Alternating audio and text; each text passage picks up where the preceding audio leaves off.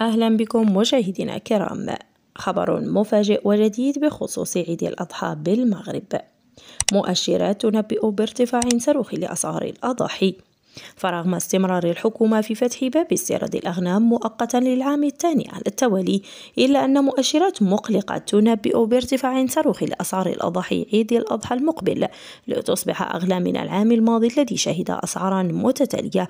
ويعود هذا الارتفاع المتوقع إلى عدة عوامل، منها الخصاص الحاصل في القطيع الوطني بسبب سنوات الجفاف المتتالية، ارتفاع أسعار لحوم الأغنام بشكل قياسي إلى 125 درهما للكيلوغرام. وعلى الرغم من دعم الحكومة ب500 درهم لكل رأس غنم مستورد من الإعفاء من الرسوم الجمركية والضريبية، إلا أن التجار يستفيدون من هذا الدعم دون ضمان انعكاسه على أسعار الأضاحي. وتشير طلبات العروض الحالية لاستيراد الأغنام إلى 1,000,000 رأس مع إمكانية زيادتها حسب الحاجة. ورغم تأكيدات وزارة الفلاحة على توفير العرض والجودة، إلا أن انتقادات برلمانية تشير إلى فشل الوزارة في ضمان أسعار مناسبة المواطنين.